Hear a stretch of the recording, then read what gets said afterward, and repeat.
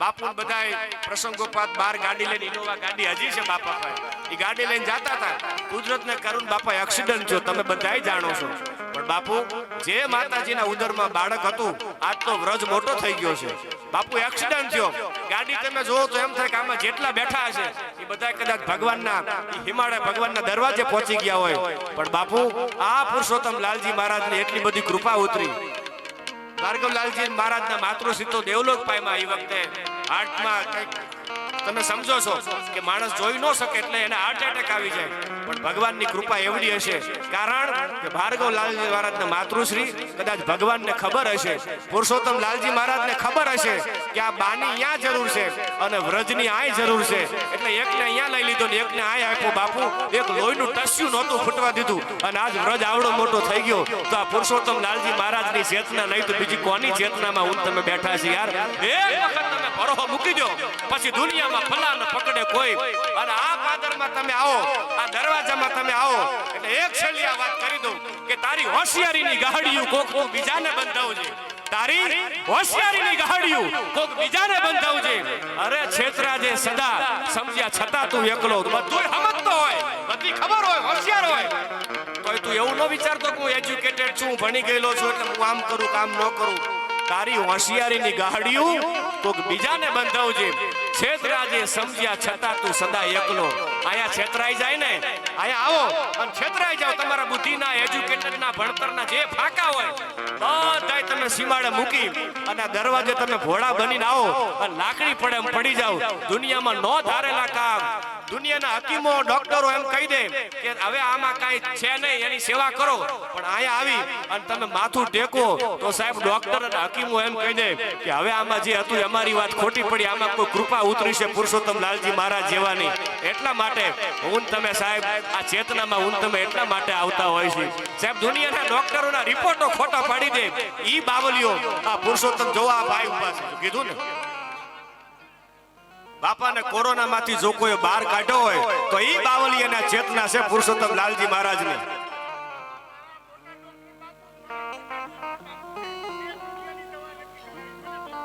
દુનિયાના ડોક્ટરોની જ્યાં એમ કહેવાય કે શક્તિ પૂરી થાય, તાકાત પૂરી થાય, ત્યાં પુરુષોત્તમ લાલજી મહારાજ જેવાની ચેતનાની તાકાત ત્યાંથી શરૂ થતી હોય છે યાર. એટલા માટે કહું છું બધાય વિશ્વાસ રાખજો, ભરોહો રાખજો. આ ભરોહાની ધરતી છે બાપા.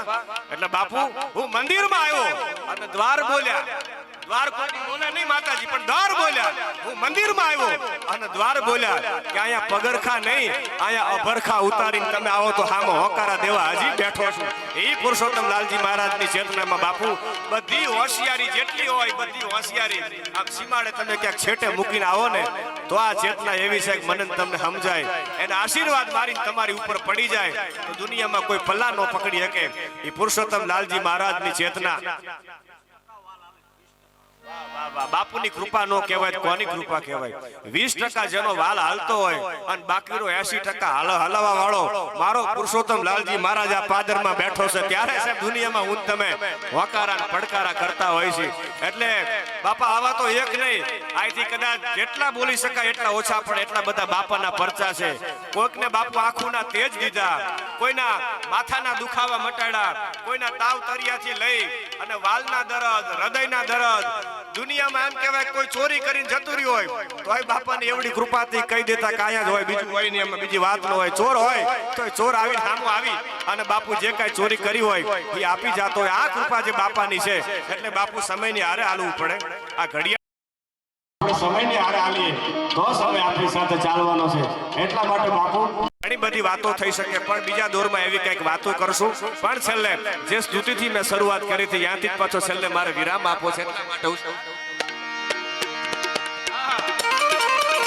નમામિ સમીસાન નિર્વાણ રૂપમ વિભુવ્યાપક્રમ બ્રહ્મવેદ સ્વરૂપમ નિજમ નિર્ગુણમ નિર્વિકલ્પમ નિરીહમ ચિદાકાશમાકાશવાસમ ભજેહમ.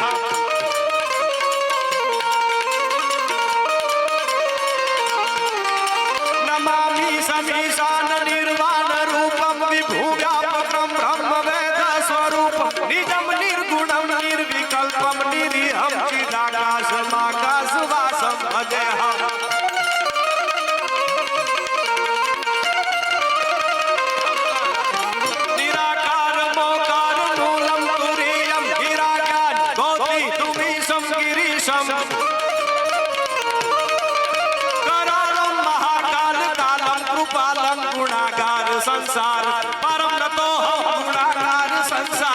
બાપુ આખી જે આ ટીમ છે, ભાઈ અમારે રવિરાજભાઈ છે, ભાઈ હવનભાઈ છે, બેંજો ઉપર કુલદીપભાઈ છે, મંજીરા ઉપર અમારે ગૌતમભાઈ છે, બધાને એક વખત જોરદાર તાળીઓથી મારા બાપ વધાવી લો. કારણ કે બાપુના શરણે અહીંયા બાપુ હું તો આશીર્વાદ લેવા માટે થઈને આવું છું.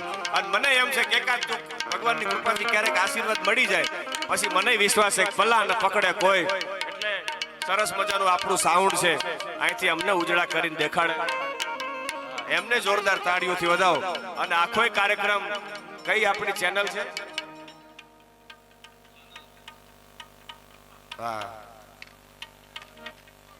અમર કૃપા યુટ્યુબ ચેનલ છે. આખો કાર્યક્રમ એમની જે ચેનલ છે એમાં લાઈવ છે. એટલે જે ભાઈઓ અહીંયા કેમેરા ઉપર સેવા આપે છે એમને જોરદાર તાળીઓથી વધાવો.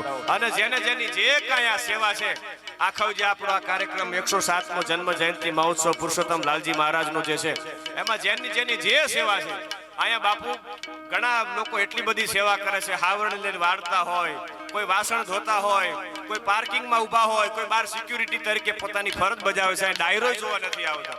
આ બધાની જે સેવા છે, પહેલા બેઠા અહીંયાથી લઈ અને છેલ્લે સુધી જેની જે કાંઈ સેવા છે એના માટેથી બધાને જોરદાર તાળીઓથી એક વખત વધાવી લો મારા બાપ. એટલા માટે છેલ્લે કરાલમ મહાકાલ કાલમ કૃપાલમ ગુણાગાર સંસાર પરમ નતો ગુણાગાર સંસાર પરમ નતો ગુણાગાર સંસાર. રામ સે બોલો દ્વારિકાધીશની, પુરુષોત્તમ લાલજી મહારાજ કી, દીનબંધુ લાલજી મહારાજ કી, ભાર્ગવ લાલજી મહારાજ કી. અને જે ધરતીમાં ઊન તમે બેઠા છી બાપુ, એનું ઋણ ઊન તમે ક્યારેય નહીં ચૂકવી શકે. એટલા માટે બે હાથ ઊંચા કરીને બધા મારી સાથે ભારત માતા કી, ઓમ નમઃ પાર્વતી પતય, હર હર મહાદેવ મહાદેવ મહાદેવ.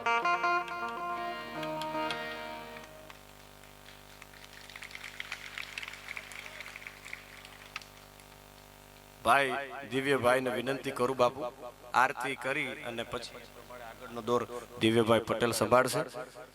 હા, એ દિવ્યભાઈ આરતી કરશે, પછી પાછા ભજનનો દોર એ પ્રમાણે કન્ટિન્યુ રાખશું. એટલે જોરદાર તાળીઓથી વધાવો ભાઈ શ્રી દિવ્યભાઈ પટેલ. અને ખૂબ સરસ ગણપતિ વંદના ભાઈ ગુરુવીરભાઈ પ્રજાપતિ આપણા બધાને ખૂબ ભજન ભાવનો આનંદ કરાયો.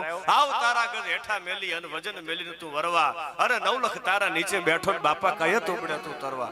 અરે આયા તો મારો 14 ભુવનનો નાથ આવે, આયા ચપટી ધૂળની પ્રીતે બાપુ, આયા તો વજન કરે યારે મનવા ભજન કરે જીતે. એવા ભજનના દોર સાથે જોરદાર તાળીઓથી વધાવો ભાઈ શ્રી દિવ્યભાઈ પટેલ.